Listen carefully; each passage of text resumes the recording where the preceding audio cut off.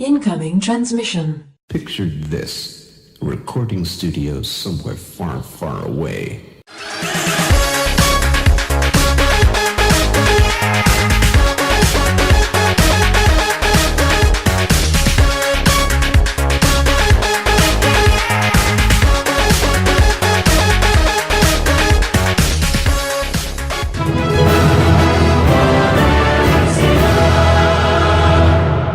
Welcome, Watchers of Illusion, to my Castle of Confusion on the 11th of April 2017, and I am concluding the Beast trilogy with the Amiga version of Shadow of the Beast 3. I say the Amiga version, it was the only version that was ever released. There was a Mega Drive version planned, but it never saw the light of day, unfortunately. So here we have Shadow of the Beast 3, and they've gone away from the sort of what we're used to with the other games. This time he's kind of in his human form, so we've got that. But this is more of a puzzle-solving outing for our brave hero.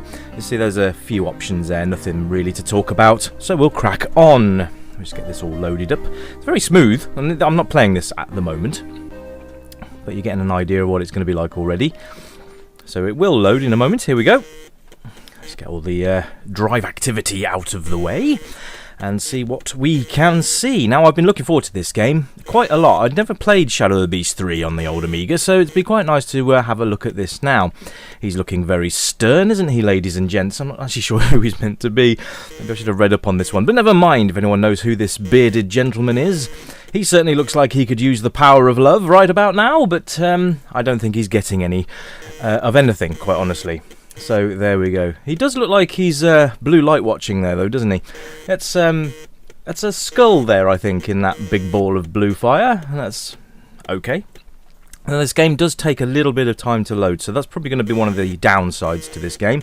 And we'll see if it carries on with the time-honoured tradition of the difficulty level of the Shadow of the Beast games. Now, the first two games, obviously, rock hard, as you saw in the other two reviews that I have done on this series. Let's see if Shadow of the Beast 3, and I am using cheats just in case it's so hard that this review doesn't get any airtime. You can see here, look at the animations again, absolutely brilliant. Oh, it actually tells you if you go the wrong way. That's very helpful. Thank you for the pop-up prompt. Scrolling again, silky smooth, and this has actually been playing on A500, by the way. So no AJA or anything like that. AGA. Yeah, I got there eventually. Sorry.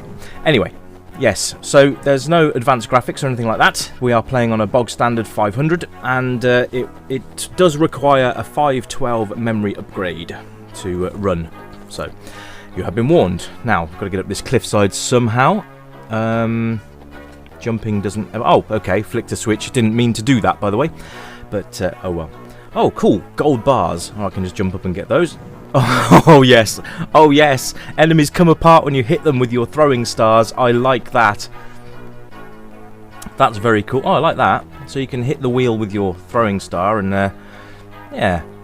That's neat. I like the animation so far, and the music's absolutely fantastic, as you come to expect from any Beast game, quite honestly. All of the Shadow of the Beast games have absolutely incredible music. That was like a hand grenade of sorts there.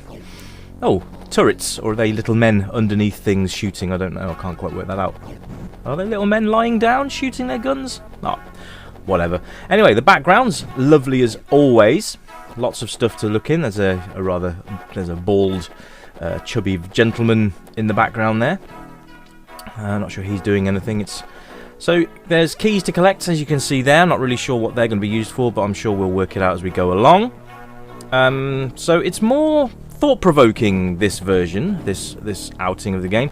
He does look like a little bit of an explorer in this one, and let's see how many of these guys I can chop to pieces, because that is immensely fun. I love that animation of their limbs just falling all over the place. It's absolutely great.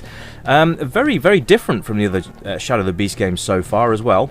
Difficulty level is not that bad so far. Saying that, those guys just seem to keep coming. I don't think there's just no limit to them. So we will work our way down the ladder there, and it seems that they blow up just by touching you. There's a door there, but I can't get in there. Okay, thought that might be what the key was for. Those guys doing something random up there with drums by the look of it. Let's go and say hello to him. But presentation-wise, I don't think it's as well presented as the other Beast games. The colours are very drab. I'm not very keen on that colour scheme at all. I mean, I suspect that the game is probably bigger than the other Beast games, so they had to make sacrifices here and there to squeeze it all in and give you a decent experience. That's going to fall on my head when I run under it, isn't it? Yes, it is. There we go. So the presentation isn't quite as nice as the other Shadow of the Beast games. I mean, it's not bad. It's not bad, but it's lost something along the way. And I don't know, maybe it was just too late in the machine's life cycle. I'm surprised they didn't do an AGA version of this to give it a bit more sparkly, up-to-date graphics. That would have been a nice thing, or even a CD32 port would have been nice. But there is nothing of the sort. But never mind. But yeah, no difference in bad guys yet. I've seen a lot of those sort of tribesman guys, but I haven't really seen anything else. So that's a shame. Let's get to... Oh, okay. We just jump on that and then it activates, and you can guide this thing by the look of it. If you run to one side or the other, you can sort of steer it up the cliffside, which is quite cool. But I mean, it's all right. It's all right. I seriously still think Shadow of the Beast, the first game, is the best of the series by a country mile. And I think that you'll probably have more fun playing that. That's nice glitching there. You'll probably have more fun on Shadow of the Beast. It'll probably keep you busier than the other two. They are all very hard games. This one is more lateral thinking, so you've got to have more about you. This is more of a sort of Abe's Odyssey or Oddworld type game than the other two. And oh, you can hurt yourself on the spikes. What a big surprise that is. But yeah, it's solving puzzles more than brutality on this one. Though I think the original Shadow of the Beast really does have the edge, and I think that's probably been my favourite of the series, despite it being ridiculously hard.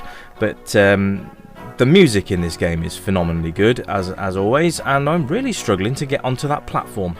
I'm not quite sure what I'm meant to do here. Everything seems to be non-hittable apart from that switch, but that doesn't seem to do anything, and I know for a fact I can't go back up again. So I'm going to just have it... No, fallen off again. This could actually cause a frustration level, which is going to be annoying to say the least. See, I flick the switch, but it's back again. And I think just doing that just seems to be no different to flicking the switch, to be quite honest with you.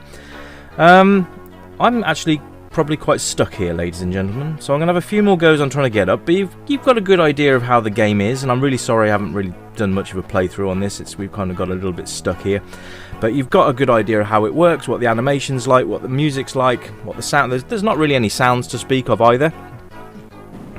And I'm back down there again. So I'm not really... Yeah, I'm stuck. But you can see... Sound effects, there's not much to speak about. Music's probably the highlight of this game. The animations are lovely, as they always have been with these games. Those are probably the highlights for me. But as far as getting anywhere with this game, hopefully you guys have had better luck than me, because I'm really struggling with this. Anyway, thank you ever so much for tuning in, and hello to all you new subscribers out there. It's great to have you along, and I will be back on Friday with a brand new review where I'll be looking at something other than Beast games. I look forward to seeing you then. Bye for now!